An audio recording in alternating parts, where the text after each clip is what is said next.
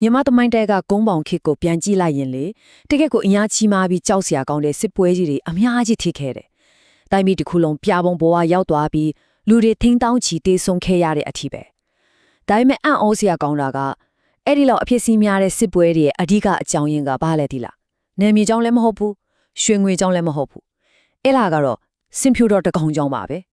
အခုခေတ်မှာ white elephant ဆိုတဲ့အင်္ဂလိပ်စကားပုံကိုကြားဘူးကြမှာပါတန်ဖိုးကတော့အကြီးကြီးဒါပေမဲ့ဘာမှအသုံးမဝင်တဲ့ဝင်ထုတ်ဝင်ဖို့လိုမျိုးပစ္စည်းတွေကိုခေါ်လာပေါ့ဒါပေမဲ့လေအဲ့ဒီစကားပါဘဲကလာတဲ့ထင်လေတကယ်တော့အရှိတောင်အာရှကနေဆင်းသက်လာပါပို့ပြီးတော့စိတ်ဝင်စားဖို့ကောင်းတာကသူ့ရဲ့မူလအတိပ္ပယ်ကအခုသုံးနေကြတာနဲ့တစ်စက်မှမတူဘူးလုံးဝကိုစန့်ကျင်ဘက်ဖြစ်နေတာပဲ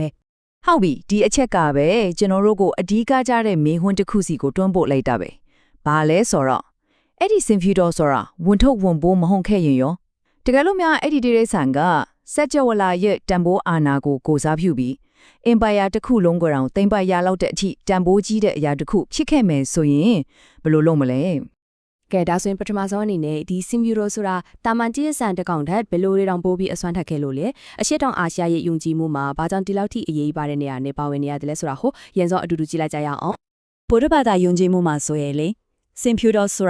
ာလုံးဝကိုတာမန်တရက်ဆန်တကောင်မဟုတ်တော့ဘူးမြတ်စွာဘုရားရှင်ရဲ့မေရောမာယာအိမ်မက်တော်ထဲကိုဝင်ခဲ့တဲ့အတွက်သန်စင်ချင်းနဲ့ဉာဏ်ပညာရဲ့ပြရုပ်တစ်ခုဖြစ်လာခဲ့တယ်။ပြီးတော့ဖယင်တစ်ပါးမှစင်ဖြူတော်ရှိတယ်ဆိုတာက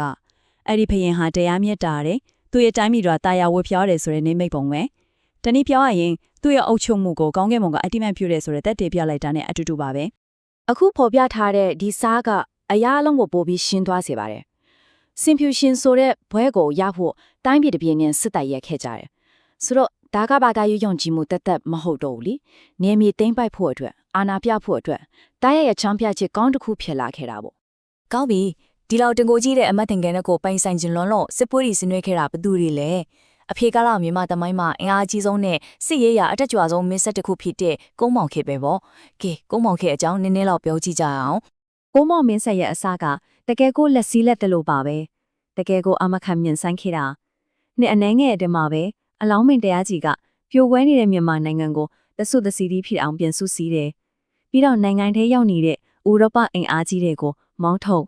အဲဒီနောက်မှာတော့မြန်မာတမိုင်းမှာဒုတိယအကြီးဆုံးအင်ပါယာကြီးတစ်ခုကိုအချိန်အဟုန်နဲ့တည်ထောင်ခဲ့တော့တာပဲ။ဟုတ်တယ်။ကုန်းမောင်ခေရဲ့အဓိကအမတ်တညာကပါလဲမင်းရင်သူတို့ရဲ့စစ်တပ်ပါပဲ။အင်မတန်ကိုတောင်းတင်တဲ့စစ်အင်အားကိုအခြေခံပြီးတော့သူတို့ရဲ့အာဏာစက်ကိုအိန္ဒိယနိုင်ငံတွေထိဖြန့်ကျက်ဖို့အမြဲတမ်းအဆင်ထိဖြစ်နေခဲ့တဲ့မင်းဆက်တစ်ခုပေါ့။အင်မာယာတိုင်းမှာသူခေတ်သူခါကိုပုံဖော်တဲ့ဘရင်တပါးဆိုတာရှိစမြဲပဲလေအခုပြောနေတဲ့ဒီစစ်ပွဲတွေရဲ့အလဲဘဟုမှာတော့ဘရင်တပါးရှိတယ်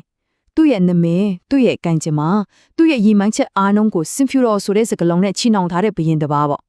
့အဲ့ဒီဘရင်ရဲ့ပွဲတော်ကတော့စင်ဖြူရှင်တဲ့တိုက်ရဲ့အသေးပဲကတော့စင်ဖြူတော်ရဲ့အရှင်သခင်ပေါ့နာမည်မှာကလေးကသူ့ရဲ့ရည်မှန်းချက်ကပါလေသူဘာကြောင့်စစ်တိုက်ချင်နေလဲဆိုတာကိုအချင်းရှာကိုဖော်ပြနေသလိုပါပဲဒီစင်ဖြူရှင်မင်းကတကယ်ကိုကြောက်ခမန်းလီလီစစ်ပြီးရင်တပါးဗျာသူကအိန္ဒိယနိုင်ငံတွေကိုပဲတိုက်ခိုက်ခဲ့တာမဟုတ်ဘူးနော်အဲ့ဒီခေတ်အရှေ့အာရှမှာအင်အားကြီးဆုံးဖြစ်တဲ့တရုတ်နိုင်ငံရဲ့ချင်းအင်ပါယာကကျူးကျော်လာတာကို၄ချိန်တိတိအောင်မြင်မြင်တွင်းလန့်နိုင်ခဲ့တဲ့ပြီးရင်တပါးပါကဲအခုဆိုရင်အကြောင်းတရားတွေအလုံးပေါင်းစုံပြီးတော့ပောက်ခွဲထမဲ့အချိန်ကိုရောက်လာပါပြီစင်ဖြူတော်တကောင်ကိုပိုင်ဆိုင်ခြင်းတဲ့ဆွဲလန်းမှုတစ်ခုကနေကြီးကျယ်ခမ်းနားရဲ့တိုင်းပြည်တစ်ပြည်ကိုဖျားပုံဘဝရောက်သွားစေခဲ့တဲ့အယုဒ္ဓယာရဲ့ကြာဆုံးခန်းကိုရောက်လာခဲ့ပါပြီ။စင်ဖြူရှင်မင်းရဲ့ကျူးကျော်စစ်ကတာမန်တိုက်ပွဲလေးတစ်ခုမဟုတ်ခဲ့ဘူး။ဒါကအေယာမအစစ်စင်ရေးကြီးတစ်ခုမှာသူ့ရဲ့စစ်တပ်တွေကဒီမြေပေါ်မှာမြင်ရတဲ့အတိုင်းပဲမြောက်ဘက်ကနေတော့တောင်ဘက်ကနေတော့လမ်းကြောင်းဖောင်းဆောင်ကနေတပြိုင်နက်တည်းခြီတက်ပြီးယိုဒယာရဲ့မြို့တော်အယုဒ္ဓယာကိုဝိုင်းပတ်ပြီးပိုက်စိတ်တိုက်ဝင်တိုက်ခဲ့တာပါ။တကယ်ကိုမယုံနိုင်စရာကောင်းတဲ့အချက်ကဘာလဲဆိုတော့အရှိတ်ဘက်မှာအယုဒယာကိုအပြင်းထန်တိုက်ခိုက်နေတဲ့တစ်ချိန်တည်းမှာပဲအနောက်ဘက်မှာလည်းအင်အားကြီးတရုတ်ကျူးကျော်စစ်ကိုခုခံတိုက်ခိုက်နေရတာပါစစ်မျက်နှာနှစ်ခုကိုတပြိုင်တည်းဖွင့်ထားနိုင်တယ်ဆိုတာကစင်ဖြူရှင်မင်းရဲ့ကုန်းပေါင်စစ်တပ်ဘလောက်တောင်အစွမ်းထက်တယ်ဆိုတာကိုပြနေတဲ့အကောင်းဆုံးသက်တွေပါပဲဒီစစ်ပွဲရဲ့အဆုံးသက်ကတော့လုံးဝကိုပျက်စီးခြင်းပါပဲ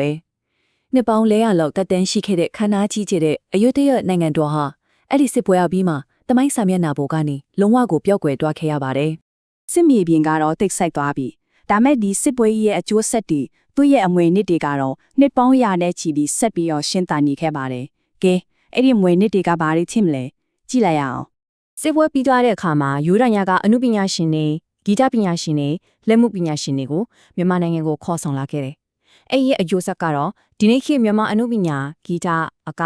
နောက်ဆုံးအစားတောက်တွေထီမှာယူရညာရဲ့လွယ်မှုကိုယူရညာဆိုတဲ့နာမည်နဲ့အတူအထင်ရှားတွဲမိနေရဆက်ဖြစ်နေတာပါပဲ။ဆိုတော့ပြန်ကြည့်လိုက်ရင်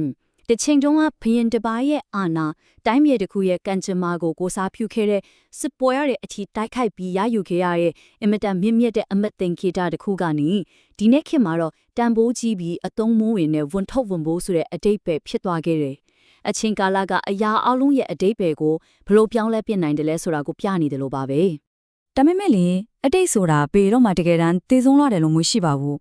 အခုဒီကိုကားချက်မှာမြင်တွေ့ရတဲ့အတိုင်းပဲလွန်ခဲ့တဲ့နှစ်ပေါင်းရာချီကစစ်ဘရင်ဓမ္မဖက်တဲ့စင်ဖြူရှင်မင်းရဲ့နာမည်နဲ့သူ့ရဲ့စစ်ရဲ့အမွေအနှစ်ကိုမြမောက်ခေမြမနာမည်ရဲ့စစ်စင်ရဲ့နာမည်တစ်ခုဖြစ်ပြန်လဲအသုံးပြုနေတာကိုတွေ့ရမှာပါ ဒါဆိုရင်တော့နောက်ဆုံးအနေနဲ့စဉ်းစားစရာမေးခွန်းတစ်ခုကြံခဲ့ပါပြီ။အင်မတန်မြင့်မြတ်ပါတယ်ဆိုတဲ့အမတ်တင်ကြီးရဲ့တစ်ခုကဘယ်အချိန်မှာဘယ်လိုအခြေအနေမျိုးမှာနိုင်ငံရေးကိရိယာတစ်ခုလက်နက်တစ်ခုဖြစ်ကိုပြောင်းလဲသွားကြပါသလဲ။ယုံကြည်မှုအာဏာနဲ့တမိုက်အဲ့ဒီသုံးခုကြားကမြင်းပန်ပန်လေးကတကယ်ရောဘယ်နေရာမှာရှိနေခဲ့တာပါလဲ။